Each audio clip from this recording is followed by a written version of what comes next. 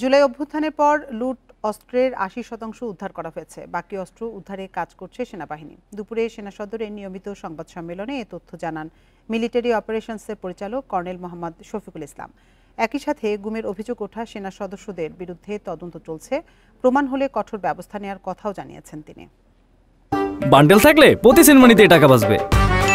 বিকাশ send money bundle কিনে জিতুন প্রতি লেনদেনে। বৃহস্পতিবার দুপুরে সেনানিবাসে এক সংবাদ সম্মেলনে দেশের সার্বিক নিরাপত্তা পরিস্থিতি, মব সন্ত্রাস, কেএনএ কার্যক্রম সহ নানা বিষয়ে সেনাবাহিনীর অবস্থান তুলে ধরা হয়। মব ভায়োলেন্স এবং জনদুর্ভোগ সৃষ্টি করতে পারে। সংবাদ সম্মেলনে জানানো হয়, বাহিনীর চলমান অভিযানে বান্দরবানে কেএনএ সন্ত্রাসীদের বিরুদ্ধে বড় ধরনের অগ্রগতি হয়েছে। বৃহস্পতিবার ভোরে অভিযানে 2 মেজর পদমর্যাদার কেএনএ সদস্য নিহত হয়েছে। পার্বত্য চট্টগ্রামে কেএনএর বিরুদ্ধে চলমান অভিযানের অংশ হিসেবে গত রাত হতে পরিচালিত অপারেশনে আজ ভোরে কেএনএর সঙ্গে সেনাবাহিনীর ব্যাপক গোলাগুলির ঘটনা ঘটেছে। এতে কেএনএর 2 সন্ত্রাসী গুলিবিদ্ধ হয়ে নিহত হয়েছে। দেশ জুড়ে কিশোর অপরাধ নিয়ন্ত্রণেও অভিযান চালাচ্ছে আইনশৃঙ্খলা বাহিনী।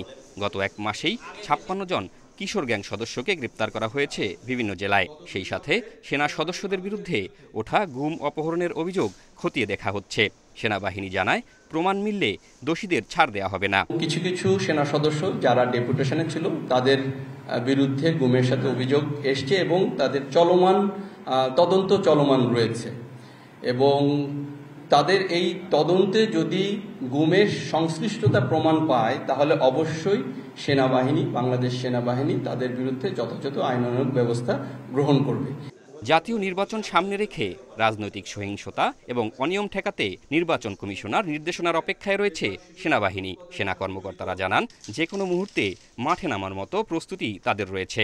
এছাড়াও বিভিন্ন ধরনের অপরাধের জাহিদুল ইসলাম, ইন্ডিপেন্ডেন্ট নিউজ, ঢাকা।